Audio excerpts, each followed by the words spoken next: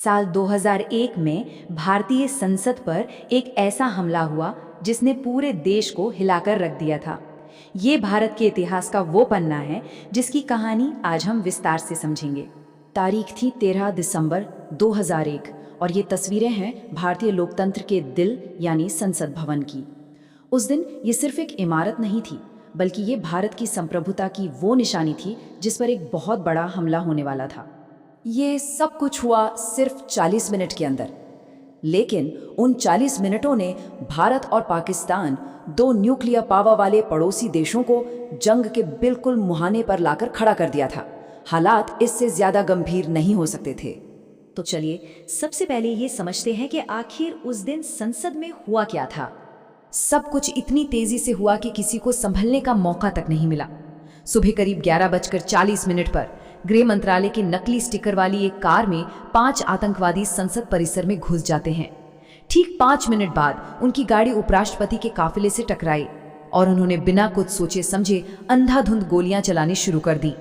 अगले 35 मिनट तक संसद के अंदर सुरक्षा बलों और हमलावरों के बीच जबरदस्त गोलीबारी चलती रही और 12:20 तक सभी 5 आतंकवादी मारे जा चुके थे। इस हमले की एक बहुत भारी मानवीय कीमत चुकानी पड़ी।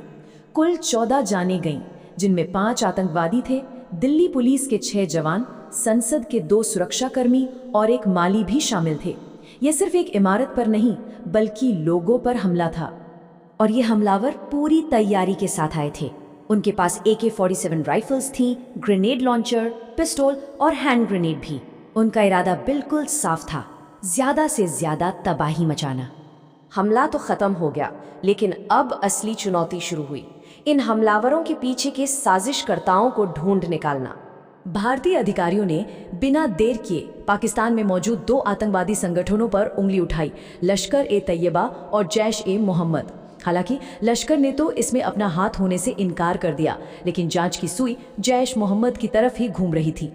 जब जांच आगे बढ़ी तो 4 मुख्य आरोपी पहचाने गए। एक था मोहम्मद अफजल गुरु, उसका चचेरा भाई शौकत हुसैन गुरु, दिल्ली यूनिवर्सिटी के लेक्चरर SAR गिलानी, जिन्हें मास्टरमाइंड कहा गया, और शौकत की पत्नी अफसान गुरु।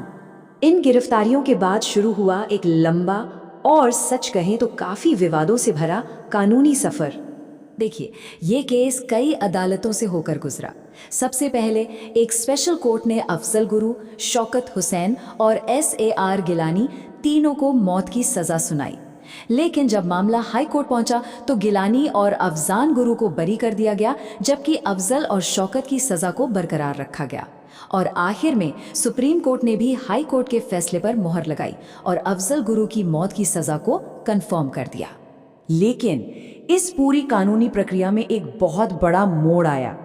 SR गिलानी, जिसे प्रोसिक्यूशन ने हमले का मास्टरमाइंड बताया था, उसे सबूतों की कमी की वजह से बरी कर दिया गया।